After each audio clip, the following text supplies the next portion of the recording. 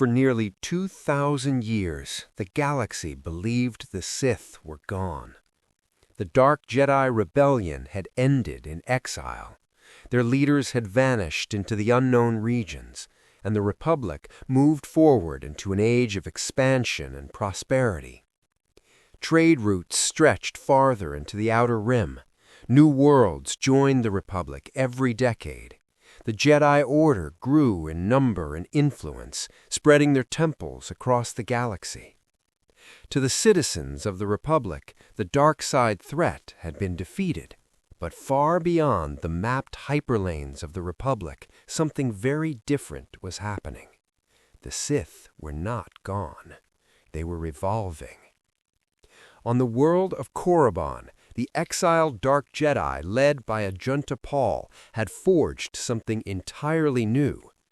Over generations, the descendants of those original exiles had merged with the native Sith species, creating a hybrid civilization unlike anything the galaxy had seen before. The Sith Lords ruled absolutely. At the top of their society stood the Dark Lord of the Sith, surrounded by powerful sorcerers and warlords who competed constantly for influence and power. Below them were the lesser Sith, and beneath them were the countless servants, slaves, and warriors who supported the Empire. Everything in Sith culture revolved around one principle: power. Strength was the only law. Weakness was a crime. Betrayal was expected. From childhood, Sith apprentices were taught that compassion was a flaw and mercy was a weakness. To survive, they had to dominate rivals and prove their superiority. The dark side was not simply a tool, it was the foundation of their civilization. For centuries, the Sith Empire expanded through the unexplored systems of the unknown regions. New worlds were conquered, colonies were established, and their knowledge of the dark side grew deeper with each generation. Ancient Sith sorcerers experimented with alchemy and dark rituals. They discovered ways to bend the Force into terrifying new forms. Creatures could be twisted into weapons, matter itself could be reshaped, and the Force could be used to extend life far beyond its natural limits. Some Sith Lords ruled for centuries. Others transferred their knowledge and essence into their successors. The pursuit of immortality became one of the Sith's greatest obsessions. But even within this empire built on power, stability was rare. The Sith were constantly fighting among themselves. Assassinations were common. Wars between rival Sith houses erupted frequently. Entire dynasties rose and fell within decades. Yet, despite their brutal internal conflicts, the Sith Empire endured, because they had something the Republic did not: time. The Republic believed the Sith were extinct. The Jedi believed the Dark Side Rebellion had been destroyed. And while the galaxy slept in peace, the Sith studied their ancient enemy. They studied the Republic. They studied the Jedi. They studied the mistakes of their ancestors. The Sith would not rush into war again. They would wait. Generations passed. Ajunta Pall's tomb stood in the Valley of the Dark Lords on Korriban, surrounded by massive pyramids built to honor the rulers who followed him. One by one, new Sith Lords joined him in death. Each tomb marked the reign of another tyrant. Each ruler added new knowledge to the Sith archives, and over time, one leader emerged who would shape the future of the Sith Empire more than any other. His name was Marka Ragnos. Marka Ragnos ruled the Sith Empire for more than a century. Where many Sith relied on raw power, Ragnos ruled through balance and control. He understood the dangerous nature of Sith ambition. If left unchecked, their rivalries could destroy the Empire from within. So Ragnos allowed competition, but controlled it. Sith Lords were free to challenge each other, but only in ways that strengthened the Empire rather than tearing it apart. Under his rule, the Sith Empire entered a golden age. New worlds were added to their territory. Their military grew stronger. Their knowledge of dark side sorcery reached heights never seen before. And most importantly, the Sith remained hidden. For over 1,000 years, the Republic had no idea the Sith Empire even existed. But Marka Ragnos understood that secrecy would not last forever. Eventually, the Sith would have to confront the Republic.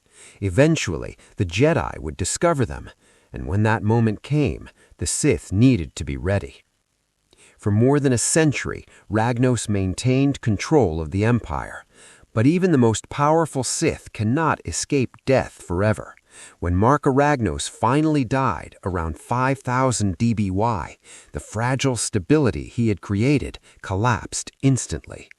The Sith Lords gathered in the Valley of the Dark Lords on Korriban to honor their fallen ruler.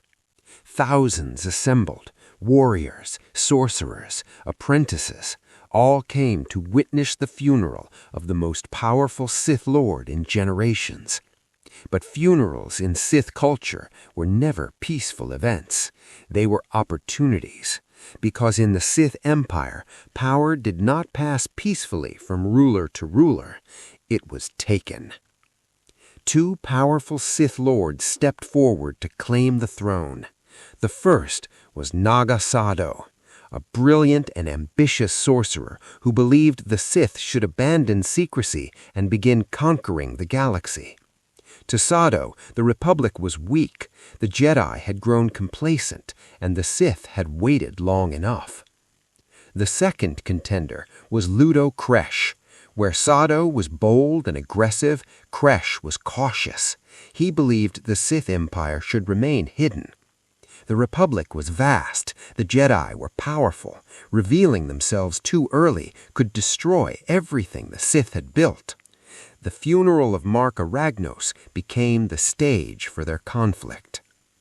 According to Sith tradition, leadership would be decided through combat. Naga Sado and Ludo Kressh prepared to duel in the Valley of the Dark Lords itself. But before the battle could begin, something incredible happened.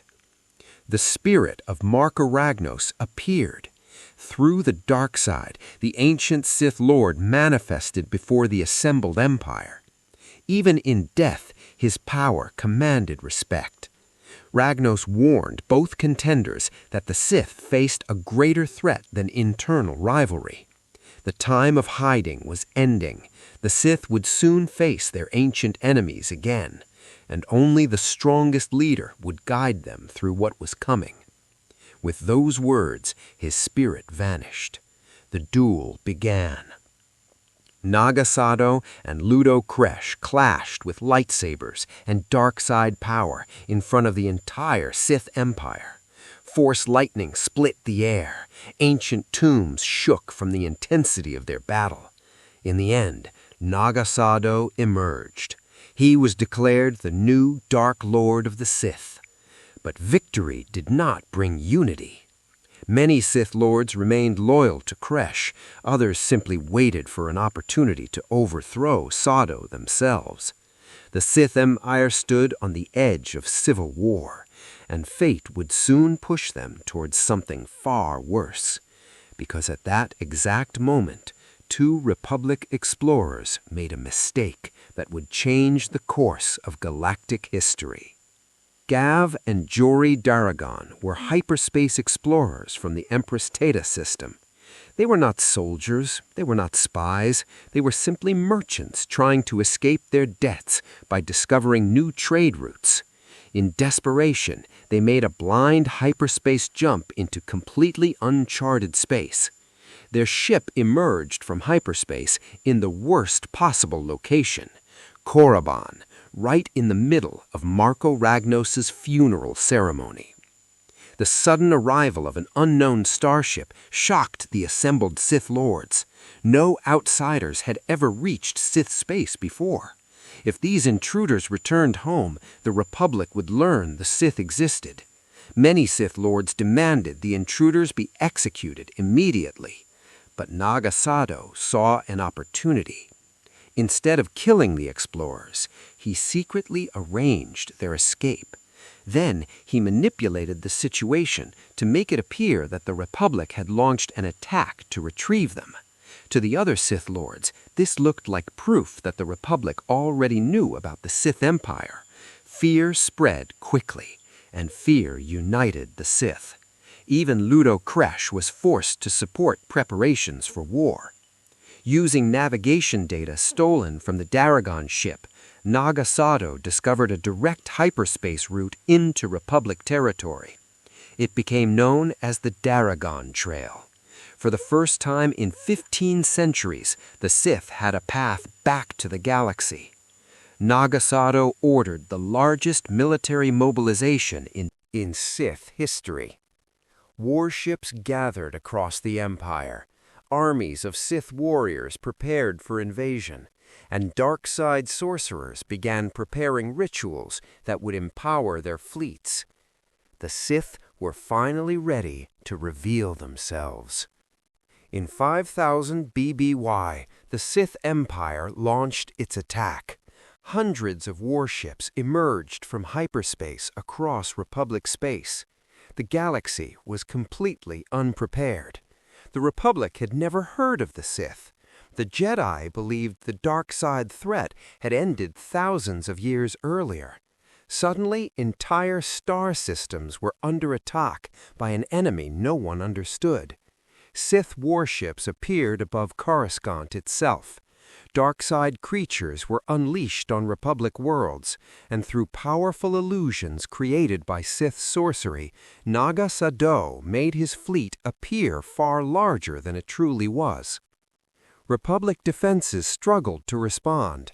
Ships fired at phantom fleets. Communication networks collapsed. Panic spread across the galaxy. The Great Hyperspace War had begun. For the first time since the 100-year darkness, the Republic faced a unified enemy powered by the dark side. And this time, the Sith were not scattered rebels. They were an empire born from exile, an empire created by Ajunta Pall, and an empire determined to destroy the Republic that had cast them out. But even the Sith could not escape their greatest weakness, their own ambition. As the war began to turn against him, Naga Sadow faced betrayal from within.